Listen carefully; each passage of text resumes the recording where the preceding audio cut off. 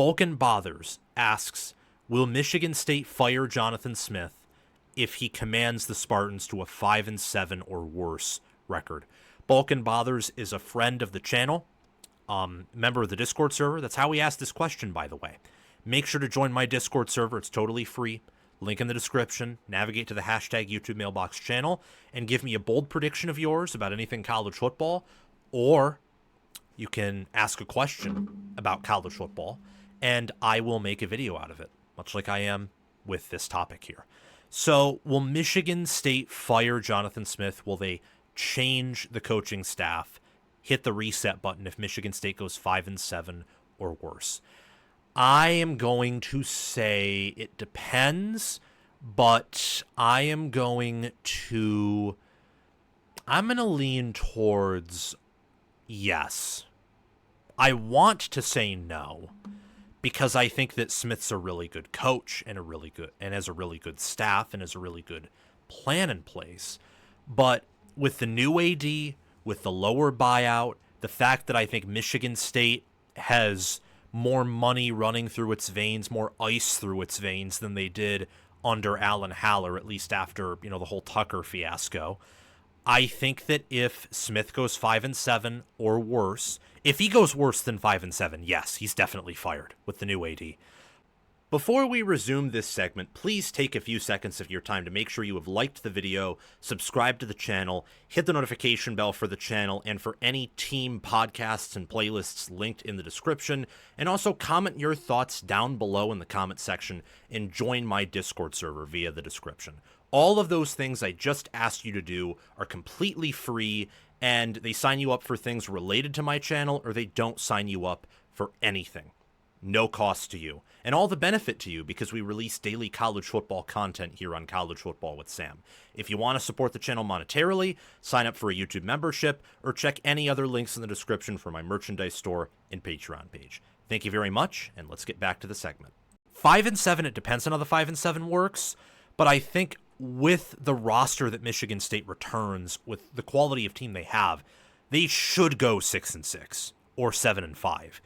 Both of those, I think 6-6 more likely than 5-7. 7-5, I think, is about just as likely as 5-7. So they should go bowling. If he goes bowling with this schedule, then I think he should be totally safe. So it's this weird thing where you go bowling, you're not on the hot seat at all. If you miss, you might be fired. It's a pretty strong, strong chasm between just one win. So when I observe Michigan State here, I look at their schedule. Western Michigan week 1, Boston College week 2, Youngstown State week 3, at USC week 4. They get a bye in week 5, and then from week 6 to week 10, at Nebraska, hosting UCLA, at Indiana, hosting Michigan, at Minnesota. Off their week 11 bye, they host Penn State, then they play at Iowa week 13, and they host Maryland in week 14. Well, technically it's a neutral field, but given that it's in Ford Field, it will be mostly Michigan State people there. I remember the Penn State-Michigan State game in 2023 that was at Ford Field, mostly a Michigan State crowd. So that's like technically a home game off of campus. Still think it's stupid, but it's not a true neutral field. Michigan State went 5-7 last year, 3-6, and two of those losses were to Ohio State and Oregon. But they also lost to, Boston College and Illinois and Rutgers. And they also lost to Michigan and then Indiana. I don't fault them losing to Indiana, by the way. I mean, Indiana, I think, was better at beating the smaller teams than even Ohio State or Oregon was. Last year, they had a higher floor in small games than the Buckeyes or the Ducks did. And at times almost looked like they just were the better team overall against the scrubs. But of course, their talent limited them severely when they played against the Oregons and Ohio States. Michigan State this season, you should beat your non-conference teams like a drum. You should be 3-0 entering USC, and if you don't, there are major concerns. USC is a winnable game, totally. Nebraska on the road is winnable. UCLA should be a win. Indiana, I think Indiana won't be winnable quite, but you never know. They could regress. Michigan, it's a rivalry game. It's winnable. Minnesota on the road, winnable. Penn State at home is tough. I wouldn't peg that as winnable, but it's a home game off a bye. And we saw what Michigan State did against Iowa last year off a bye. And they have a much better quality team this year. They can beat Iowa on the road, and they should beat Maryland. So, should beat UCLA, should beat Maryland, should go 3-0 your non-conference. You should have four or five guaranteed wins. And then between USC, Nebraska, Minnesota, and Iowa, I think you should win at least one, if not split. That leaves, 7-5, 6-6 is what Michigan State should go. And I like Aiden Childs. I have Aiden Childs as a top 20 quarterback this year. Love Aiden Childs. I also like Nick Marsh, Jack Velling. I think that Michigan State's offensive line with, Connor Moore and Matt Golbin is going to be pretty good.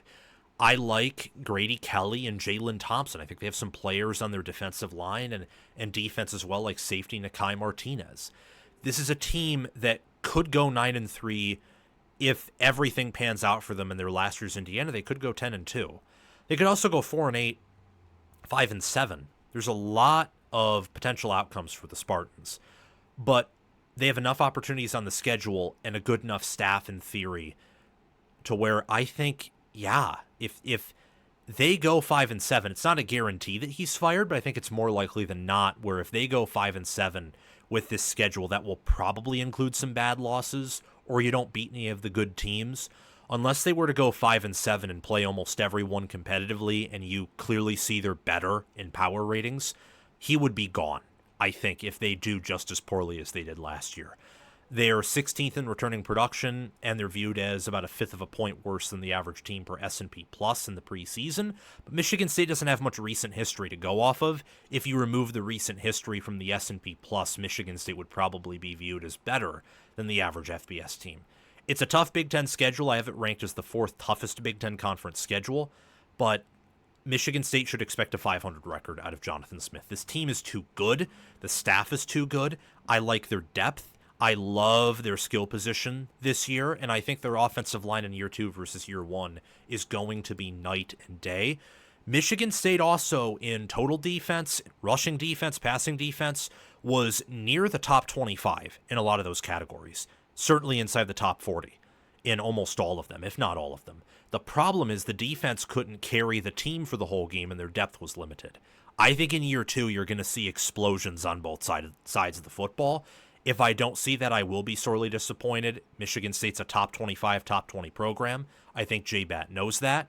He's aggressive, and there are plenty of coaches on the market who, at Michigan State within 2 years, could probably do better than 5-7. I just want to be careful, though. If Michigan State goes 5-7, 3-6 again, or maybe 5-7, 2-7, and Penn State's a GOAT caliber team, and Michigan's back to, the 2021, 2022, 2023 teams, Indiana reloads. Let's say on the schedule, Michigan State's opponents, everything goes right for them. If they just, go 5-7, but they're more competitive, then I wouldn't support firing him. I still think Jonathan Smith is going to work in the long term at Michigan State. Thank you for watching College Football with Sam. Make sure that you've liked the video, subscribe to the channel, hit the notification bell for the channel and team playlists and podcasts in the description, join the free Discord server where we talk college football 24/7, and have commented your thoughts down below. Check out the description for any ways you can support the channel monetarily. Everything else I've asked you to do is completely free, and your support means the world to me. We're trying to become the next big thing on college football YouTube. 6-figure subscribers, maybe 1 million one day. I think we can do that. And also check out any videos or playlists, anything in these columns right here, where there will be videos and playlists. Yeah, you get the point. Have a fantastic day, and I will see you in the next one.